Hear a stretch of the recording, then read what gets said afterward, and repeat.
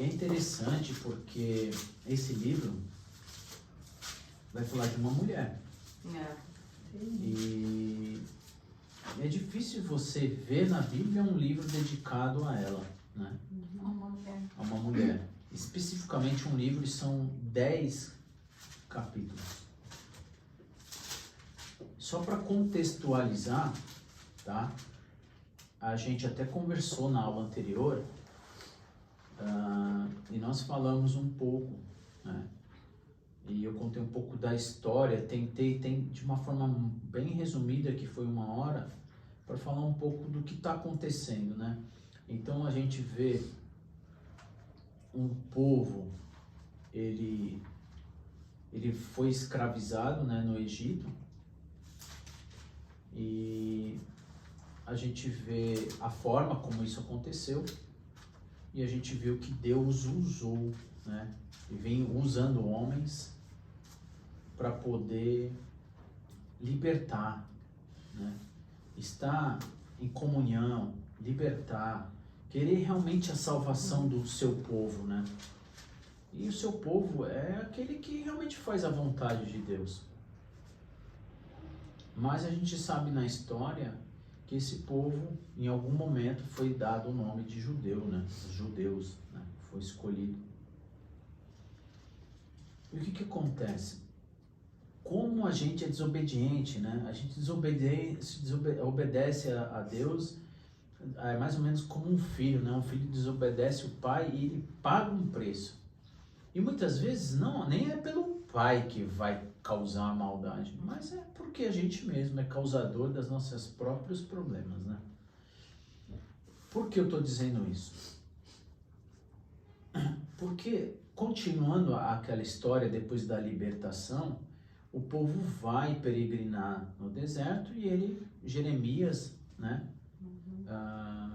Josué, na verdade, entra na cidade e eles começam a triunfar na cidade e eles vão viver um grande momento dentro da Bíblia, que é a constituição, né, de um rei. Na verdade, vem os profetas, aí vem um rei, que é o rei Saul, aí depois do rei Saul vem o grande rei Davi, né?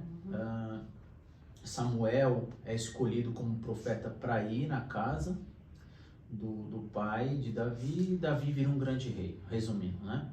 Ele reina e ele constrói o mesmo tabernáculo, né, que foi dado lá em Êxodo. Ele constrói então o templo físico, e depois, na sua morte, vem, eu só estou tentando contextualizar para a gente entender, depois vem o próprio seu filho Salomão e dá continuidade e cria um grande templo, né? Ele melhora a construção do pai. E então, imagina, o povo de Deus agora está nesse local, né? Então você tem alguns grandes acontecimentos na Bíblia, no Velho Testamento, que é uma delícia. Você começa, eu amo história, e quando você vê a história do povo de Deus e você vê, na verdade, Deus colocando a sua mão no seu povo, isso me aumenta a minha fé, de verdade. Me conforta que mesmo eu diante dos meus problemas, como aquele povo estava, eu sei que existe um Deus e que Ele está sobre todas as nossas vidas, comandando tudo. Então isso nos traz uma certa refrigério para a nossa alma. E aí tem um outro acontecimento, né? Alguns outros acontecimentos, e um dos grandes acontecimentos foi o quê? Imagina, que não é muito diferente de hoje, né? Hoje é um pouco mais organizado, mas a gente vê essas ocupações de terra, né? A gente vê pessoas interessadas na terra do vizinho, não tem muita lei e a gente vai ganhar na força do braço, né? É assim que funcionou muito tempo no nosso passado. Hoje, vamos imaginar que o planeta está meio estabelecido. Há guerras e conflitos, e as guerras hoje são de uma forma diferente, mas ninguém vai muito meio que tomar o território do outro, porque sabe que isso vai fazer até um mal comercial. Ou seja, a gente é difícil a gente entender isso, mas no passado foi assim que aconteceu, né? E aí tem o quê? Uma grande invasão, né?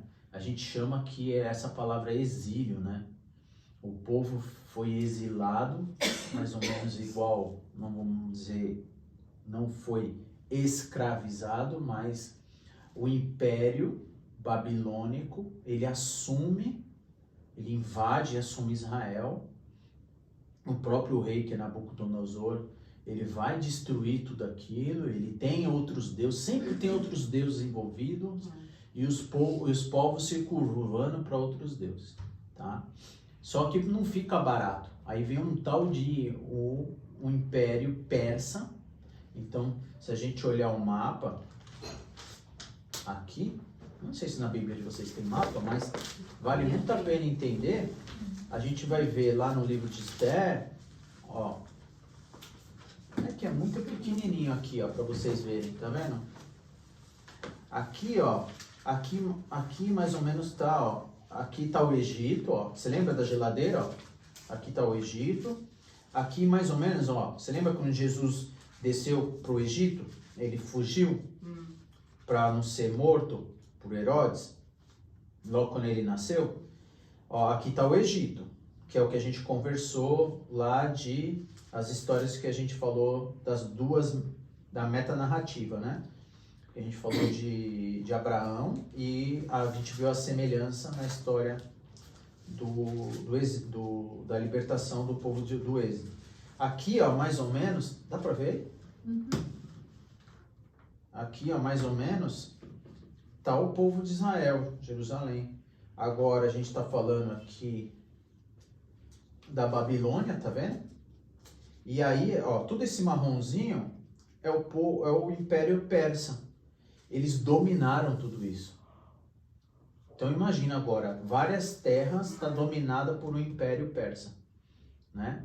E a gente viu que também isso aqui se tornou muito grande na época de Jesus, que foi o Império Romano. Os caras tomaram toda a Europa e aí aqui toda a Ásia e tudo mais, tá bom? Então a história de hoje vai se retratar como uma mulher chamada Esther, como vocês, como, né, uma mulher chamada Esther, que eles estão aqui sendo dominado pelo Império Persa, tá? Essa história vai se acontecer nisso. Então o Império Persa dominou Babilônia e está acontecendo essa história, tá? E vamos ver o que aconteceu. Vocês já conhecem a história, mas é sempre bom relembrar para ver o quanto Deus é bom, né? E eu vou pegar alguns passos, alguns pontos para a gente ver, tá? O que acontece? Existe então lá no capítulo 1, né? Tem um rei, tá? Tem um rei. No capítulo 1 ele vai tratar que tem um rei e ele tem uma rainha, tá? E o que acontece? Esse rei é metido, meu. Imagina, um rei metido. Nos dias de hoje é um rei que gosta de ostentar a sua riqueza, tá? Então o capítulo 1, o que vai retratar? Então esse lugar aí que a gente está vendo, do rei do Império Persa, tem um rei chamado, como é que tá aí? Xerxes, né? Assuerus, tá? Em algumas versões tá Axerxes. Ele tem, então, uma mulher chamada... Vaste. Como? Vaste, certo? Uhum. E o que vai acontecer? Ele tá dando uma festa. Para falar... Eu vou tentar só resumir esse capítulo 1, tá? Para falar o quê? Que ele é o cara. Então, ele vai dar muita comida, no banquete mesmo, de comida, bebida, vinho, vai mostrar a sua riqueza, as joias, e nesse mesma festa, nesse tempo, está rolando também um banquete que a esposa, essa mulher, rainha, também está dando, certo? E em determinado momento dessa festa, o que ele faz? Pega os eunucos, não sei se vocês sabem, né? O eunuco, ele é capado, porque ele vai cuidar das mulheres e tudo mais, mas ele não vai poder, enfim, ter nada, Acho que né? é Nenhuma castrado, relação. né? Não vai ter relação sexual com ela, tá? E aí, ele pega, ele deve estar, acho que mamado, não é possível, né? Mas o que fala, né? E aí o que acontece? Ele vai querer se mostrar pros amigos. Eu tô tentando trazer na linguagem de hoje. Metidão, vamos trazer. Então ele quer mostrar a mulher, cara. Ele quer mostrar a mulher dele, que ela é bonita e tudo mais. E o que acontece? De uma forma resumida, a mulher recusa. Ela não quer ir. Não. É rei, filho. Você acha que ele só tem? Ele tem o rei e a rainha, mas tem também as súditas lá. É um harém, né? E aí o que acontece? Ele fica furioso. E ele vai consultar quem? Ele tem uma mesa de conselheiros, né? Então ele consulta. O que a gente faz, né? O que eu devo fazer com ela? E o que vai acontecer? Vamos tirar ela da posição dela, tá? Então, o que acontece? Ela cai por terra. Não tem mais, então, a rainha. O rei fica sem essa rainha, ok? E aí, no capítulo 2, o que vai acontecer? Vamos só engordando esse caldo aqui, né? Engordando o caldo. No capítulo 2, ele vai falar, poxa, não... vai dar um estalo nele, pô, eu tô sem ninguém, vou eleger alguém para substituir meu lugar. Ele vai fazer um concurso de beleza no capítulo 2. Para escolher a nova rainha. Concurso de beleza, literalmente. Então ele vai pegar algumas mulheres, né? Ele não, né? Os súditos dele, vai dar um banho de beleza. Vai levar lá nos melhores salões de cabeleireiro, de maquiagem, de mirra. Depois vocês leem aí com mais detalhe, mas é assim que acontece, né? E aí tem uma judia nessa história, né? Que é praticamente Mardokai ou Mardoqueu, né? Ele meio que é um pai dela, né? Da Esther. E aí ele fala, poxa, vou botar ela nesse concurso também, né? Ele vai colocar ela. Eu vou pegar aqui só um momento. Acho que ele era primo mesmo, né? É um primo, mas só que ela era órfã, ele acabou se tornando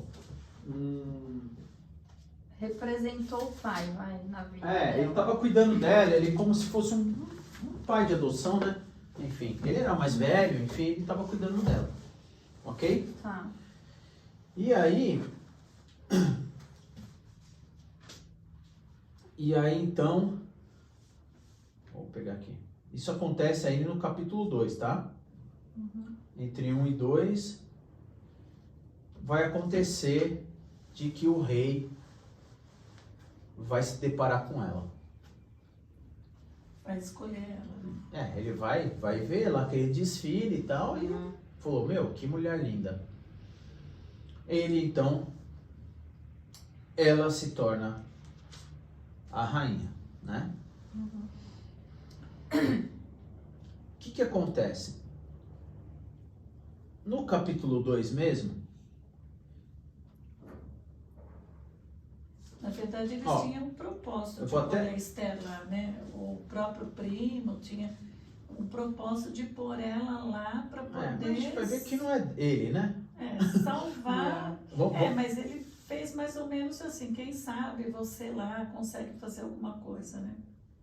A gente não sabe ainda da história, vamos desenrolar. É mais fácil porque a gente já sabe do 1 ao 10 o final. A gente vai, até aí, se você até pegar no capítulo 2, que eu sublinhei, quando chegou a vez da Esther, filha de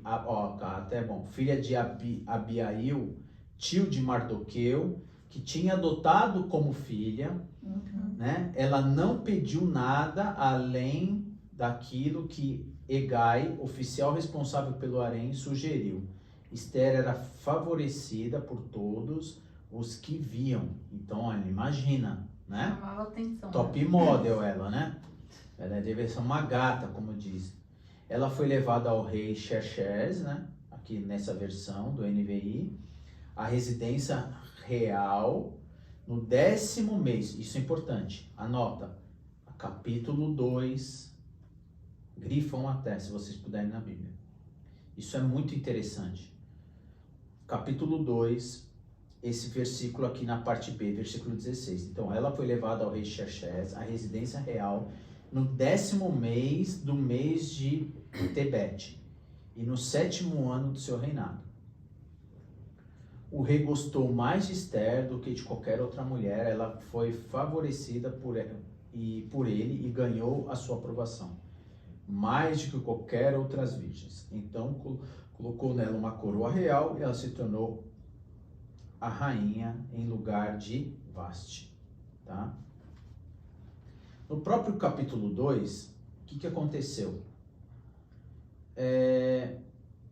No versículo 21 fala que um dia, quando Mardoqueu estava sentado à porta do palácio real, Bigtan e Teres, 2 oficiais do rei que guardavam a estrada, estavam indignados, conspirando para assassinar o rei. Então, esse pai dela, um pai adotivo, ele estava lá na porta e ele ouviu os soldados falando, vamos matar o rei? Então, ele ouviu isso e o que ele fez? Ele foi o cagueta, vamos dizer assim. Ele foi lá, mandou esse recado para quem? Para Esther. E Esther acaba falando para o rei. E aí o rei vai averiguar essa veracidade, vai ver que é verídico e aniquila com aquilo, tá? Então a gente pega essa história, vai compondo a história e vai guardando ela nas nossas caixinhas, tá?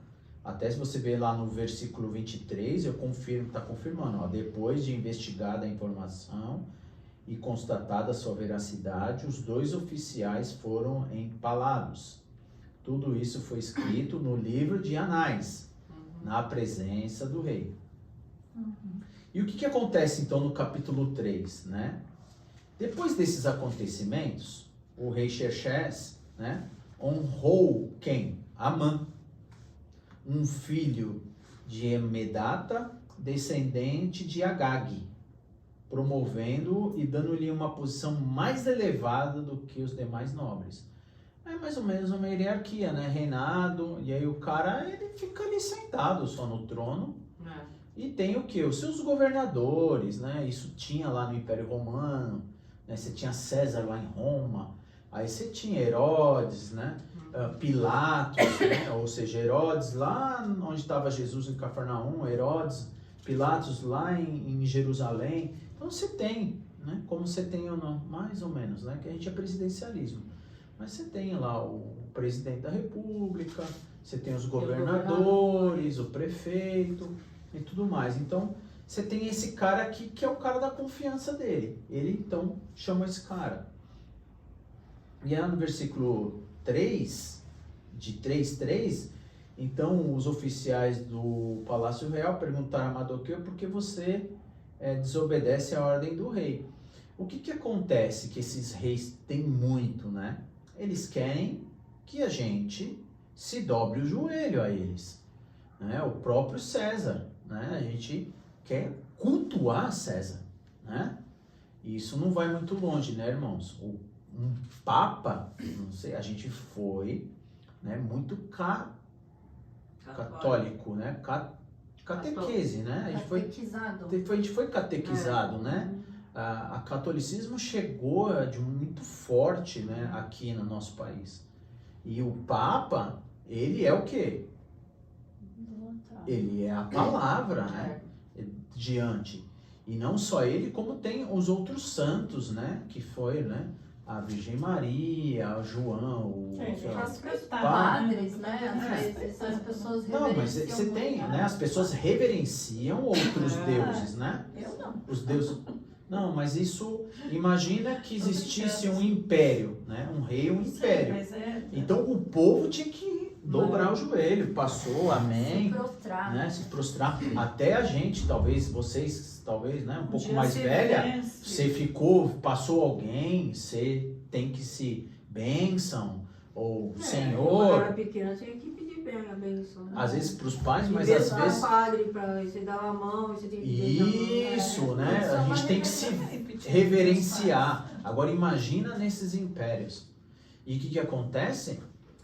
Eu sei quem é o meu Deus. eu não vou ficar baixando cabeça. Tanto prova que Daniel, né? Abisaque, Abdenego, Mesaque, Abednego, enfim, eles foram para Sadraque, Mesaque e Abednego. E o Daniel, eles foram para a fornalha porque eles não se curvaram, né? E aí eles viram que tinha mais alguém lá dentro da fornalha e eles saíram sem nenhuma chama de fogo. A gente está trazendo esse exemplo, né? E o que eu estou querendo dizer? É que ele, Mardoqueu, não se curvou. E aí Salomão falou, por que esse cara não está se curvando diante de mim? Já pegou bronca dele, tá? Ele falou, quem que é esse cara aqui? No versículo 5 diz, quando Amã viu que Mardoqueu não se curvava, no capítulo 3, versículo 5, e nem se prostrava diante dele, ficou furioso. Contudo, como lhe contaram quem era o povo de Mardoqueu, pronto, achou que não bastava matá-lo. Ah, então vocês é aqueles judeus, né? O judeu que ama o Deus vivo lá, o Deus de vocês. Só que ele falou, eu não vou matar só esse cara. Ele vai armar para quem? Para todo o povo judeu. Em vez disso, Amã procurou uma forma de exterminar todos os judeus e o povo de Mardoqueu, em todo o povo do reino de Xerxes. Aí vem a primeira grande lição, que até a Marisa colocou. Ah, ele estava lá colocando não sei o que. Marisa, a minha pergunta. Camila. Edna. A promessa do nosso Salvador vem da onde? Deus tem que cumprir a sua promessa. Não tem como. Não tinha como. Tem que cumprir aquilo que Deus fez. Isso que é o mais gostoso da nossa fé. Deus vai cumprir. Eu não sei como que ele vai cumprir na sua e na minha vida, mas ele vai cumprir. Ele vai cumprir que Jesus ele precisa vir da linhagem de Davi, que já se passou. Não tem como isso acontecer. Deus vai dar um jeito nessa história. Mas é isso. Está decretado então aqui por Amã que ele vai querer então exterminar. E o que vai acontecer? Então lá no versículo 10. Em vista disso, o que acontece? Ele vai conversar com o rei, tá? Ele fala, rei, eu vou te dar um monte de prata, blá, blá, blá, blá, blá. Eu quero matar o povo meu, o judeu. Esse povo. E aí o que acontece? Ele vai conversar e aí o rei vai fazer o quê? Um decreto. Ele vai pegar a lei lá e vai fazer um decreto. Ele vai no versículo 10 pegar o anel do rei. Não sei se vocês se lembram, o anel do rei era o quê? Um selo. É um selo. E quando aquele anel bateu ali, aquela lei não consegue mais ser revigorada. É tácita. Acabou. Então, já existia uma lei que não tinha como voltar atrás. Vamos matar o povo judeu. Então, em vista disso, o rei tirou o anel de Sinete que tinha no dedo, deu a Amã, o inimigo dos judeus, o filho de Edade, descendente de Agag. Versículo 13, as cartas, já que ele já tinha o decreto, o que ele fez? Vou espalhar para todas essas regiões. O Império, Pérsia, vão matar todo o povo judeu onde estiver espalhado. Porque quando veio o exílio da Babilônia e veio o Império Persa, eles se espalharam, tá? Então esse povo está espalhado. E aí, as cartas, versículo 13, as cartas enviadas por mensageiro, todas as províncias do rei, com a ordem de exterminar, matar e aniquilar todos os judeus, jovens, idosos, mulheres e crianças, em um único dia. Outro que você tem que gravar aí, grifar. O 10º, depois a gente vai ver isso lá no final, o 13º dia, do 12º mês, o mês de Adar, de saquear seus bens. Uma cópia do decreto deveria ser publicada como lei em cada província e levada ao conhecimento de cada povo e nação, a fim de que estivessem prontos para aquele dia. Quando que foi decretado? Qual era o dia da matança? 13º dia, né? 13º dia, que dia? Do mês. 13. 13. De que dia? De que mês? Do 12º mês. Acho que tá escrito duodécimo. É. Não sei nem que número é esse. Aqui está no 13º na NVI, tá bom?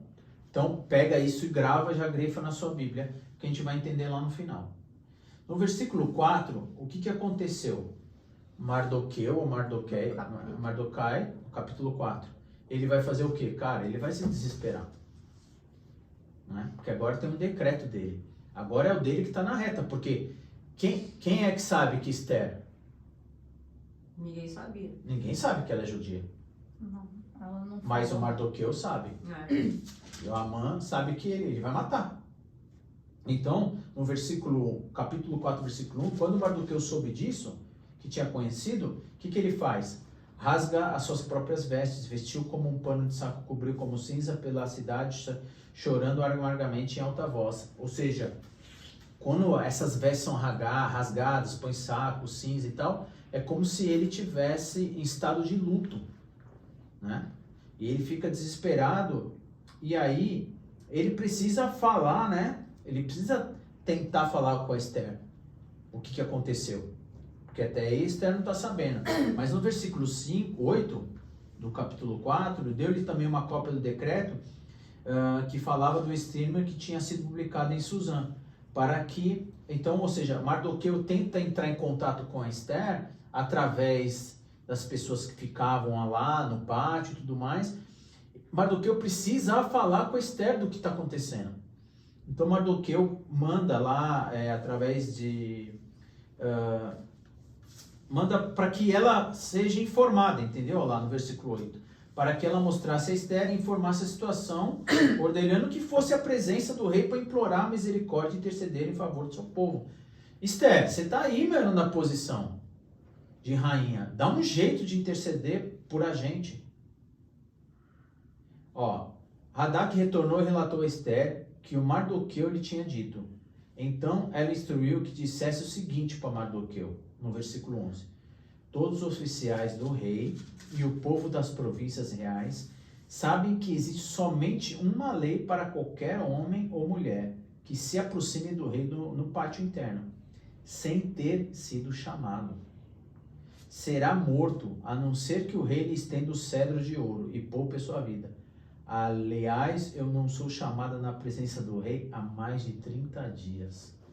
Você está entendendo? O rei, faz tempo que o rei não chama ela. E ninguém pode ir lá. Ô rei, tudo bem? Posso entrar? Nem a rainha. Nem a rainha. É, vixe. Mas E aí? Não, ela não foi. É aí que eu gosto. Aí é o segredo da venda, que eu uso até isso nas minhas palestras, né? Mas daqui a pouco a gente vai falar sobre isso. E o que acontece? Ela fala, eu não posso bater lá na porta. Se eu for, eu vou ser morta, né? A não ser que ele, né? O estender o cedro significa tipo, ok, mas eu não vou arriscar a vida minha. Você vê, olha a situação que a rainha tá. Talvez a gente estivesse na mesma situação, né? Você, mulher, né? Nessa situação. O que a gente vai fazer? O que eu vou fazer? Mas o próprio Mardoqueu, ele fala, né? No versículo 16. Olha, ele fala, então Esther mandou a resposta para Mardoqueu. O que acontece? Eles trocam essa conversa com pessoas, né? Com intermediário. E o que ela diz no versículo 16? Vá, reúna todo o povo judeu que estão em Suzã, essa cidade aí. Olha o que ela pede. Jejum em meu favor. Não comam, nem bebem durante 3 dias e 3 noites. E que as minhas criadas jejuaremos, e as minhas criadas aqui, né, jejuaremos como vocês. Depois disso, irei ao rei, ainda que seja contra a lei. Se eu estiver que morrer, eu morrerei. Mardoqueu retirou e fez tudo o que Esther lhe havia ordenado, né? Então, mulher de fibra, mulher de Mas coragem. antes quem deu esse foi o Mardoqueu, né, que falou no 13, ó. Então disse Mardoqueu que tornassem a dizer a Esther: não imaginas em teu ânimo que escaparás da casa do rei, mais do que todos os outros judeus, porque ela estava acomodada, eu tô aqui e tal. Isso. Então ele Ele lembrou falou, ela não esquece que você é judia, Você vai também morrer é. também. Mas Então, olha o que é mais aí ela- interessante, o que é mais bonito de quase todo esse livro, que é uma chave. Olha no próprio versículo 14, na parte B. mas tu e a casa de teu pai perecereis, e quem sabe se para tal tempo como esse chegasse a este reino? E no NVI, olha o que ele fala. Porque ela tá com dúvida, ela tá com medo. É lógico. Mas olha a pergunta que ele faz. Quem sabe se não foi para um momento como este que você chegou à posição de rainha? É. Você viu, Marisa, que não foi ele? Uhum. Quem sabe não foi Deus que te colocou Providência aí? divina, né? Porque a gente precisa ser livrado. Olha como era a fé de Mardoqueu. Ele sabia que, né, Deus poderia livrar o povo. E o que é interessante de a gente ver? Justamente é isso. Jesus Cristo precisa vir, né, da linhagem de Davi. Né? De Abraão a Davi. Se a gente pegar Mateus capítulo 1, a gente vai ver 14 vezes 3 gerações para chegar em Jesus. Se ele matasse o povo, ele não tinha Quem descendência mais. A promessa de Jesus, Sim. Jesus não ia vir ao mundo. Sim. O filho não ia vir ao mundo. É, com certeza. Porque era uma promessa de Deus. E aí Agora que a Mardoqueu gente fala. sabe isso, é fácil saber É. que Deus ia resolver Mas esse ele BO, perguntou, né? quem Mas- sabe, ô Esther? Quem sabe não seja você que vai livrar o povo que tá aí? Uhum. E aí ela pede então para jejuarem Jejuar. e tudo mais, blá, blá, blá. E aí então ele vai e faz isso daí. Capítulo 5, versículo 1. Aqui a gente vê o poder do Espírito Santo, né? Porque, ô mulher de sabedoria, não é só aquela de Provérbios, né? A gente pode dizer que a Esther é uma mulher de sabedoria. Com certeza. Você viu o que ela vai armar para isso Pra acontecer né? agora? É verdade. É lindo essa história. É Então, porque ela não agiu por impulso, né? Ela não simplesmente sabedoria. saiu correndo e foi lá. Olha, O rei, irmãs, eu acho que eu faria mulher, isso. mulher geralmente ela é muito movida por Emoção. já falar de uma vez, né? É. Ela que parou, ela orou, né? Verdade. Ela pediu para jejuarem, ela chamou, provavelmente ela chamou Espírito, né? as mulheres que estavam em volta dela, falou, vamos jejuar, É. vamos orar a Deus, né? E aí, afim, ela vai então para tomar uma decisão. E ela vira o quê? Ao lado do capítulo 5, versículo 1, 3 dias depois, para de tomar atitude imediata, tá? É a primeira lição. Para de querer agir, toma lá da cá, né? Tá bom, Marcos, continua. Eu já entendi. Não, eu tô falando pra mim também, pra Eu todos já nós. entendi o recado. É uma lição pra nós, né? 3 dias depois, Esther vestiu, Má, ela se vestiu de trajes de rainha e ficou de pé no pátio interno do palácio, Corajoso. em frente ao salão do rei. O rei estava no trono de frente para a entrada. Olha, Vou lá parar. ela virou o quê? Uma isca, né? Uhum. Ela, Tô aqui me arriscando. mas ela provavelmente, Toda bonita. ela já era linda, não era? Ela não ganhou um concurso Uhum. de rei, de rainha? Ela devia ser linda. E ele deve ter, faz tempo que eu não tô vendo ela, ele, pum, avistou e falou, mãe, a minha Ela- mulher, né? E aí, pum, ela se vestiu, se arrumou. Você viu como a mulher é sábia, que não precisa às vezes falar, né? É uma atração. Uhum. Eu gosto muito de usar esse tipo de exemplo, porque eu falo assim, para um treinamento que eu dou, que é um parênteses. que um homem vai preferir numa mulher? Uma mulher que vai numa festa ou num encontro que a mulher toma iniciativa, pega o braço do homem, beija e conversa com o homem. O que você acha que o homem vai fazer? Essa é a primeira situação. Ou a segunda, eu fico olhando, trocando a risadinha, dou uma risadinha, mexo o cabelo e o homem vem até mim e eu pego, ele conversa, tal, me convence e a gente se beija. Você como O que mulher. você acha que o homem vai preferir a mulher? A primeira ou a segunda situação? Eu acho que é a segunda. A segunda situação. Tá. Com certeza. Agora me pergunto. A primeira situação foi iniciativa de quem? Da mulher. Da mulher, certo? Ela que queria, não é? Uhum. Ela se preparou. A segunda situação. Ainda quem queria ficar com ele? É, A mulher. E o que ela fez? Astúcia. Ela jogou o charme dela. Ah, E, ou seja, ainda continua na mão da mulher. Uhum. Né? Ou seja, a mulher ela é atrativa e ela traz. Isso, eu uso muito para vendas, né? Vendas a gente pode fazer da mesma forma, a gente tem que atrair a pessoa, enfim. Mas ela fez esse posicionamento, né? E o que acontece?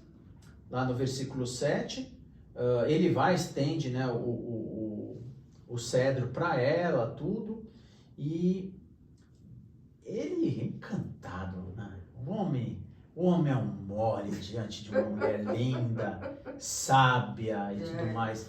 Olha o que ele fala para ela, né? Ele fala, eu posso te dar metade. Ele fala 2 vezes depois. Eu dou metade de tudo que eu tenho para você. Olha o quanto essa mulher devia ser, né, uma grande mulher para ele. Em todos os sentidos deve ser, né? No versículo 7, Esther respondeu, este é o meu pedido, o meu desejo. Eu posso contar com o favor do rei, se lhe agradar, entender ao meu pedido, conceder o meu desejo, que o rei e Amã venham amanhã no banquete que eu lhe preparei. Então eu responderei a pergunta. Porque antes ele perguntou, pede tudo o que você quer, eu te dou até metade. Ela falou, então tá bom, se você quer, eu tenho um pedido então para fazer. Eu vou dar um banquete. E eu queria que você e a Amã viesse ao banquete. E aí eu vou te fazer o pedido. Sábia demais. Aí versículo 9. Naquele dia, a Amã saiu alegre, pô. Da hora, vinho, comida, bebida. E essa rainha me chamou também, né? O convite de honra, ele saiu contente. E o que aconteceu? Ficou, porém, furioso quando viu Mardoqueu. Então ele sai lá, ele vê o Mardoqueu, ele fica bravo. E o porque Mardoqueu devia ficar Mardoqueu, assim, né? nada de se curvar diante dele, né? Mas o que? Acho que ele estava tão feliz, né? Estava na porta lá, Mardoqueu, que estava na porta do palácio. Ele se levantou, nem temeu a sua presença. E aí Mardoqueu acaba saindo fora, né? Ele fica bravo e tal. Olha que interessante acontece nessa noite. É demais, né? Você vê que nem todo mundo, né? Não é só a gente que tem insônia. O que aconteceu nessa noite? A Amã foi para casa, ficou bravo, estava feliz porque foi convidado para o banquete no outro dia. E aí você tem, então, Mardoqueu, Esther e o rei. O rei naquele dia tentou dormir, Marisa. No versículo 1. Insônia pura. Ele não consegue cair no sono. E o que ele vai lembrar? Livro das Memórias. Ele vai pegar o quê? Olha, manda trazer o livro. E aí ele lê o quê? Justamente ele lê o quê no livro? Ele abre o livro, ele vai ver que história? Que Mardoqueu salvou. Que Mardoqueu salvou ele. Mardoqueu salvou ele, que ele tinha um concúlio lá dos soldados para matar. Olha, tanta coisa para ele ler, ele vai ler justamente essa história. Justamente, sem querer, ele não dorme, né? E aí, então, ele passa a ler e ele fala, cara, eu não dei nada para esse cara. Esse cara merece a minha honra, né? No outro dia ele tem um encontro com quem? Amã. E aí ele não conta quem é Mardoqueu. Mas ele fala, Amã, se... ele conta uma história. Se um homem fizesse assim, ele praticamente ele deve estar fresquinho na cabeça dele, né? Ele dormiu, tudo que a gente dorme, ou que a gente não consegue dormir, tá lendo, a gente tá com aquela história, acordou, vou dar honra a Mardoqueu, mas eu vou chamar o meu governador, Amã, falar, Amã, a história é essa, paraná, paraná, paraná, paraná. E ele... Achando que era ele. Sou eu, pô! Sou eu, cara! Todo metido. Então eu vou falar que eu tenho que ter direito Então, ao reino. meu, eu quero que tenha um cavalo e que eu ande perante as pessoas. Não, essa pessoa tem que estar, todo mundo tem que saber, temos que coroar ele. Bobagem, sou eu, cara. E aí o rei falou, nossa, boa ideia. É isso Faz aí. isso tudo aí. Adorei prepara tudo. essa ideia.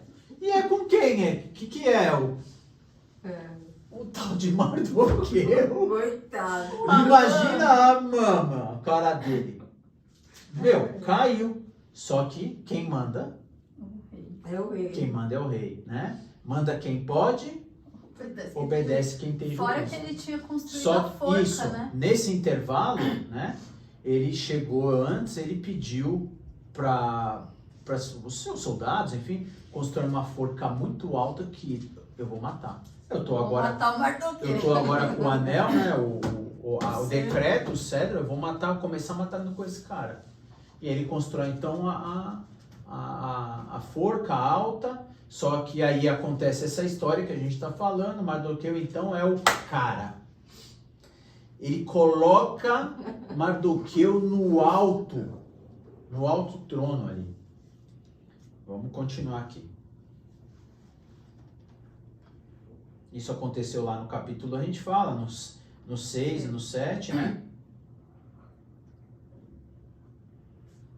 E aí o que acontece? Deixa eu ver aqui, no 8.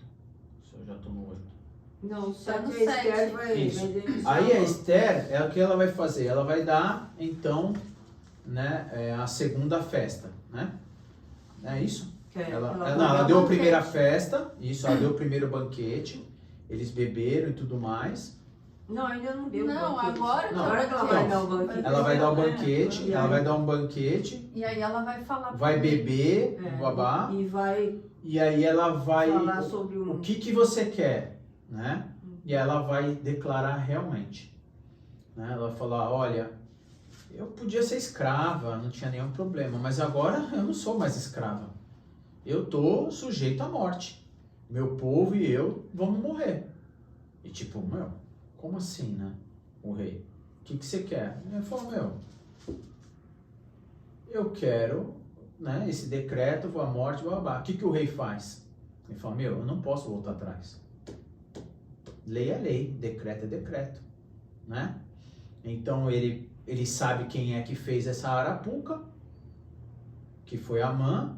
O que ele vai fazer? Amã vai morrer na própria forca que ele criou. E só que o rei não pode mais, então, tirar o decreto. O que ele faz? Ele pega junto com ela e fala, vamos, nos dias de hoje, né? Nas leis de hoje, vamos fazer um outro para dar um jeito aqui, para tentar consertar. Dar um jeitinho aqui para consertar essa história, né? Já que não dá, ele dá o quê? O poder para que, né? Ele dá o poder, a autoridade para que o povo judeu, então, passe a poder também se defender, a lutar contra aqueles que quiserem, né? E aí, esse é o novo decreto que acontece. Amã morre e o Mardoqueu vira o quê? Vira o chefe, fica no lugar do Amã. Então, olha a situação como é que tá, né? O jogo inverteu. E aí as pessoas que atacaram o povo judeu, o judeu foi e conseguiu vencer. Né? E quando que ele vence? Deixa eu ver aqui se eu acho aqui. No 9, os judeus matam os seus inimigos. Só que dia? Vamos lá ver. no mês do 10º, que é o mês de Adar, e no dia 13 do mesmo mês. Hã? Que era quando os judeus iam morrer, eles em vez de morrer, venceram. Você viu ali? Que falou lá No atrás. dia que eles iam do decreto, É. os judeus vencem. Você vê, olha como Deus é perfeito nas coisas, No dia nos 13 detalhes. do mês do 10º. Você vê que eles Deus iam morrer. manda, né? Deus mata. Você fala, mas Deus é tão malvado para matar alguém, né? Ele mata a própria pessoa que quer matar, ele tira, né? Ele tira as pessoas que querem causar um mal para que a sua promessa pudesse cumprir. E é interessante, né? Aqui, depois que há essa libertação para a continuidade do povo, né? Que vai ter mais histórias do povo, mas há uma libertação aqui, né, do povo judeu, através de Esther. Há uma festa. Pessoal, irmãs, judeu gosta de festa, tá? É festa para outro lado, é festa da Páscoa. 50 dias depois da Páscoa, né, você tem a festa de Pentecostes, que é a festa das pessoas que plantam, da colheita. É festa para tudo quanto é lado. E tem a festa do Purim. Aqui, então, a festa, quando você ouvir falar, festa do Purim, aí você fala Esther, né? Libertação. Tá? Então, eles terminam aqui com uma festa. De uma forma muito resumida, para a gente não se alongar, né? E aí a gente vai abrir aqui para a gente conversar a respeito, mas olha que interessante, né? De novo, mais uma história tão bonita do Velho Testamento, que Deus está sobre todas as coisas. Deus, ele faz, ao nosso ver aqui, se a gente estivesse na situação, Deus é um Deus do impossível, né? Diante daquela situação, diante das circunstâncias, diante de algumas coisas tão difíceis assim, a gente não vai imaginar. Imagina o Mardoqueu, um cara que já estava falando, já vou morrer. Como o jogo inverte, né? Eu me lembro muito bem de José preso, se lembra? Ele ficou 2 anos no presídio, ele conquistou, ele tinha a chave do presídio, mas esqueceram dele lá. Quando você sair, fala de mim, esqueceram. Depois de 2 anos, numa conversa, lembraram que ele podia interpretar o sonho, né?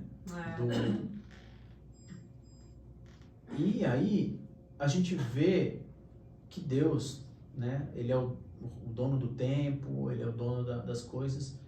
O que ele está fazendo para que chegue, né, até Jesus Cristo, o nosso Salvador, e que nos dias de hoje também, né? Ele vai cuidar do seu povo, daqueles que querem estar debaixo da sua obediência, e tem coisas que a gente não consegue entender, né?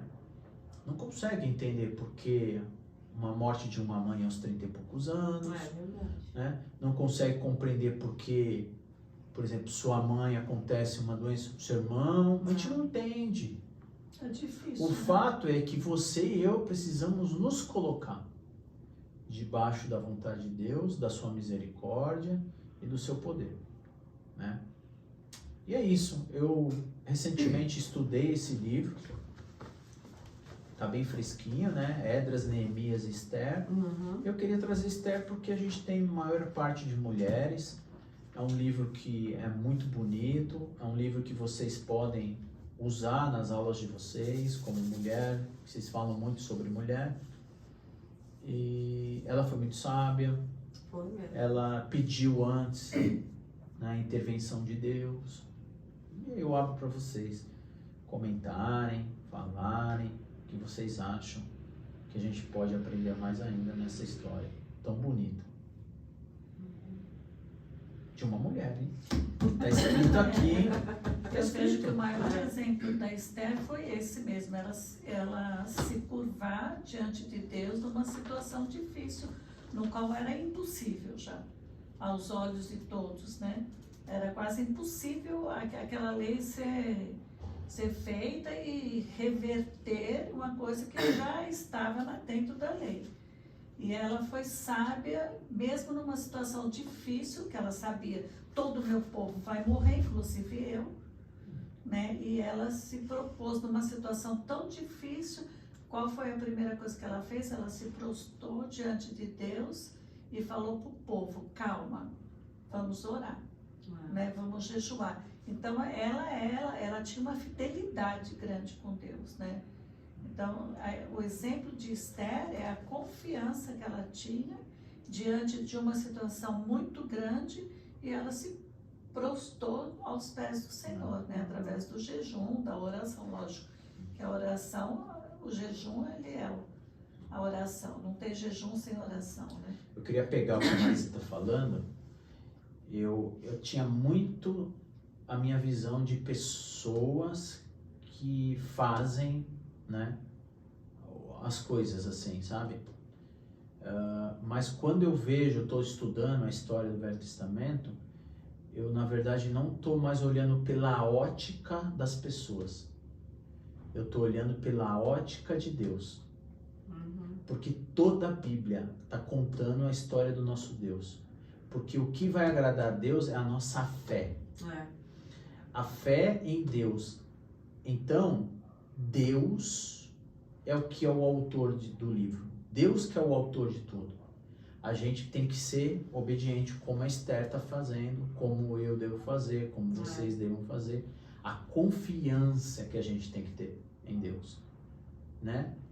E um outro estudo que eu espero trazer, que a Camila teve comigo essa semana, foi o Espírito Santo, que pouco a gente estuda, né? Porque a gente ora e Deus não atende. Porque a gente não sabe como orar. A palavra diz isso mesmo. Romanos, capítulo 8 ou 9, no versículo acho que 20 e pouco, ele fala: a gente não sabe orar. A gente tem que pedir ajuda do Espírito Santo, né, para ele interceder por nós. Mas o lance da oração, eu já fiquei bem assim, confusa, sabe? Porque, e depois até que eu cheguei ao ponto de falar: será que vale a pena orar?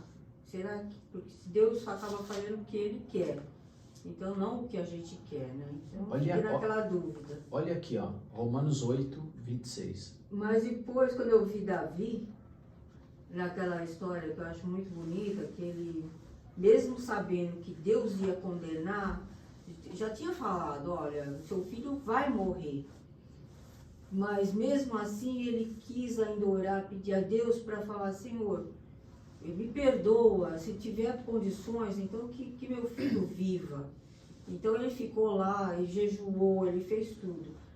E aí depois, quando o filho morre, aí o pessoal fala: poxa, mas agora ele pegou, levantou, foi tomar banho, e as pessoas não conseguiam entender. Ele ficou chorando quase uma semana lá, se lamentando, não comeu.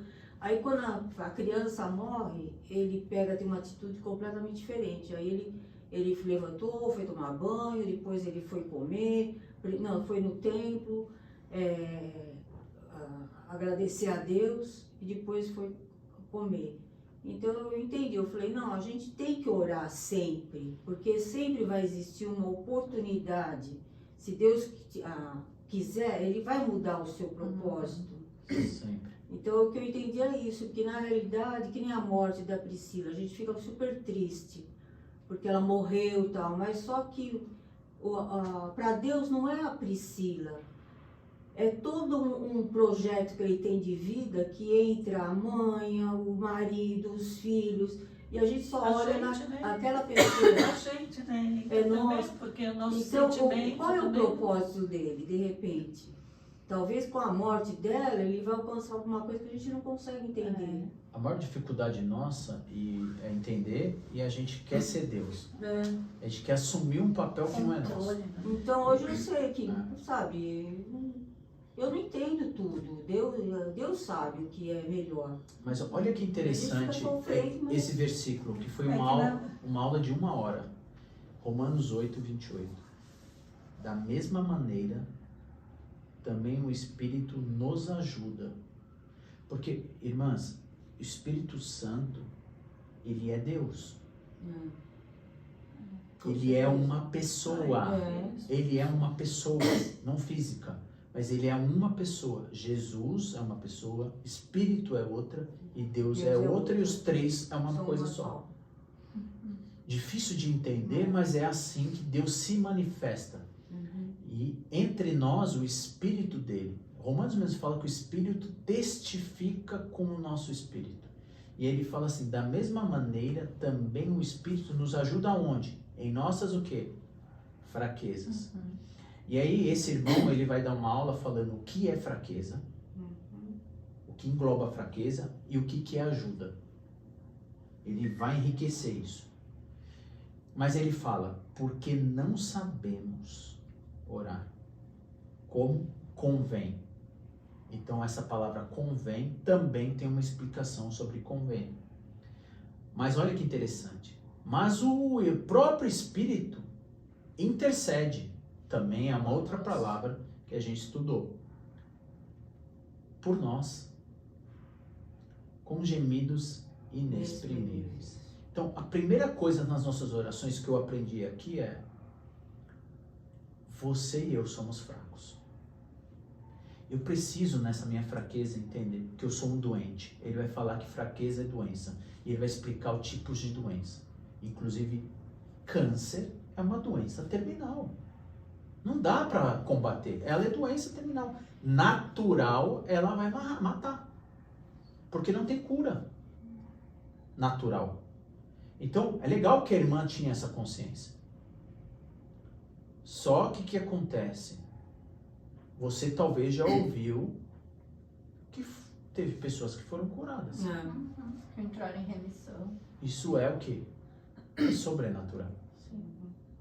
E Deus faz o sobrenatural. Né? Como outras doenças, não é só essa. Né? A gente tem vários tipos de doença que ele vai explicar as 5 circunstâncias das doenças que Jesus curou. Jesus curou 5 características, 5 categorias de doença. Mas o que é interessante é que a gente precisa entender que nós somos fracos e falar: Deus, o seu Espírito me ajuda. E ele vai então junto com a gente, ele vai interceder. O Espírito de Deus. Então a gente precisa entender que às vezes a gente ora de forma errada. Às vezes a gente quer uma coisa pra gente ficar bem na foto. Você tá entendendo? Mas aí você não precisa emendar sua outra aula. Mas tudo bem. Mas só pra gente entender, pra ele, aí ela falou da oração. Veio sobre a oração, por isso que ele tá. Eu entendo, mas o que eu vejo também, Marcos, em questão da oração, eu vejo assim, é a vontade do Senhor. Sempre é a vontade do Senhor, né? E Ele sempre tem um propósito na nossa vida, né? E eu sempre falo assim, ó, diante de uma situação, você tem que olhar para a situação e falar aonde eu tenho que crescer. Porque senão, por que vamos passar? Se a gente não tiver um crescimento, que eu digo espiritual, né? Não estou falando crescimento de ganhar conhecimento, não é isso, é espiritual mesmo. Então, se eu estou passando por uma situação dessa, aonde eu tenho que crescer? Eu preciso crescer. Eu tenho que olhar para mim e falar: Senhor, primeiramente, em vez de eu falar, por que, Senhor? Por que isso? Por que, Senhor? Por que o Senhor levou a Priscila? Senhor, eu estou passando por isso, aonde eu tenho que crescer? Mais uma vez eu estou perguntando, aonde eu tenho que crescer? Porque não faz sentido se eu passar por uma dificuldade e não aprender. Esse é o primeiro ponto. Segundo ponto, às vezes a gente não sabe pedir e Deus não responde, porque Deus tem um propósito na sua vida. A gente está pedindo a Deus que Deus faça isso. Mas Deus está olhando para você, filho amado, você precisa se consertar nessa parte. Depois vai adiante. Filha, você não fez essa parte. Então a gente fica persistindo. E a gente não deixa, a gente não dá o ouvido para o olhar do Senhor. Aonde eu estou, onde está o meu erro? Né? Normalmente a gente tem que olhar para a gente e falar onde eu estou errando. Né? O que eu estou fazendo de errado. Não que a Priscila tinha alguma coisa de errada, não é isso. Eu entendo assim, sabe? Em questão da Priscila que foi falado, como eu enxergo a Priscila, né? É diferente do Ivan. Né? O Ivan teve uma doença que foi indo e foi ali acabando com o próprio corpo dele. Foi levando. Né? A Priscila, ela já teve um diagnóstico de, sem chance de vida. Sem chance. Quando ela descobriu o câncer, o médico foi assim, faz o que você quer fazer. Você quer ir lá? Vai, pode ir. Pode pegar friagem, porque é a última coisa mesmo que você vai fazer. Ele na hora, o médico já, o conhecimento do médico foi assim, não tem cura, a gente vai tentar fazer um tratamento. Mas diante de tanta gente que tem essa doença, é coisa rápida e vai embora. Ela já foi, assim, diagnosticada isso no primeiro dia que veio o resultado do exame dela.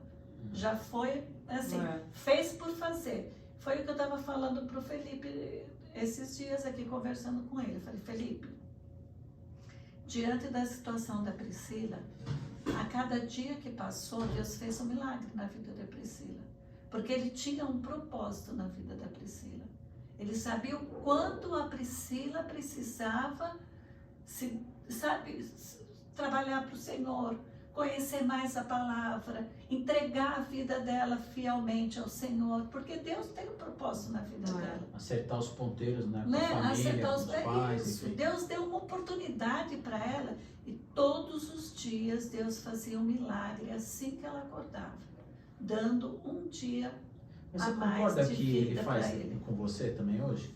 Com todo, Comigo, com ela? Não, eu estou pondo o exemplo da Priscila porque veio hoje ela. o rapaz, Mas hoje, tudo, hoje Marcos, o rapaz eu morreu, achava, ele é um atleta. eu achava 27 quando o Ivan foi embora, a minha oração, Marcos, de coração, eu orava a Deus e falava, Senhor, abrevia meus dias. Eu não estou suportando, eu não quero mais viver. Abrevia os meus dias de vida, eu quero ir com Ele. Por que o Senhor não me levou junto? Eu orava desse jeito, mas eu orava mesmo. Com todo o meu coração, com todo o meu amor, eu ajoelhava e orava a Deus nesse sentido. E Deus foi mudando o meu coração. Deus foi mudando o meu coração. Filha, não é a sua vez ainda. Eu ainda preciso que você acerte a sua vida. Porque eu quero te ganhar para mim. Sabe, no decorrer do tempo, você vai indo, assim, alivia a dor? Não alivia a dor. Deus te capacita a você viver com a dor. Ele capacita, não que o tempo passa, a dor diminui, nem nada, isso não existe. Você vai ali, não, você vai se acostumando, não, para. Não é nada disso, é Deus que vai te fazendo ficar em pé, e Ele vai te capacitando a você viver com aquela dor. Então, hoje eu sou capacitada por Deus de viver com essa dor. E é o que eu falo para o Felipe, da mesma forma que Deus me capacitou, Ele vai capacitar você também. Sim. Né? Desde que nós sejamos obedientes a Ele. Então, desde que você está onde? Dentro da palavra, que a gente procurando entender mais, procurando mais ter exemplo do que a palavra me ensina. E aí a gente vai decorrendo do tempo e vai trazendo os conhecimentos para a nossa vida hoje. E se acertando nesse mundo. Porque nós estamos aqui de passagem. Literalmente. Porque a gente não é preparada para a morte. Porque a morte não faz parte para Deus. O que faz parte é a separação do corpo. Né? Deus eu não estou preparado. Você nunca vai estar. Você nunca vai. Eu falei para o Felipe, você nunca vai estar preparado para a morte. A gente não a palavra de Deus não fala que prepara a gente para a morte. Não existe isso, entendeu? Hoje Existe. até você viu o devocional, ele falando que a gente tá casamento, é o nascimento, é não sei o que, a gente tá sempre comemorando vida, né? Mas agora preparar para a morte. a gente nunca é preparada, sabe? Não tem, a Bíblia não fala assim, olha, você vai se preparar para a morte, faz isso, faz aquilo, não é. Ninguém foi assim. Verdade. Né? A O gente que tem que Deus ter nos fé que a gente prepara, vai triunfar. o que Ele nos prepara Jesus é triunfou sobre para a que a morte. gente tenha uma vida eterna. É que a gente tenha a separação do corpo para ter uma vida celestial ao lado do Senhor. Isso Ele nos prepara. É isso. A morte, ela só é uma separação do corpo. É que nós somos egoístas, né? Nós, seres humanos, a gente tem o egoísmo. Eu quero que vive mais. Eu quero que vive mais. Foi quando eu orei para Priscila, um dos dias lá eu estava orando por ela falou, Má, para de orar por mim. Ora pelos meus filhos, ora pelo meu marido, ora por você. Eu tô indo, eu sei que eu tô indo. Que eu ia falar da Priscila, às vezes a gente não entende mesmo o propósito, igual foi você que falou, né, Angela? Que a gente não entende mesmo, mas a minha mãe tava falando dela, eu tava ali arrumando as coisas ali, mas eu ouvi. Às vezes Deus deu esse tempo pra ela, né, que os médicos falaram, não, vai durar pouco tempo, não vai ter expectativa. Porque os filhos dela, talvez, precisariam criar memórias da mãe durante a infância pra ela ir e eles terem essa memória. Porque você imagina, a gente... E ela tinha que testemunhar também. Sim. A fé dela. Então, tem vários as motivos, pais, né, que a gente pode olhar, igual a história de Esther, assim.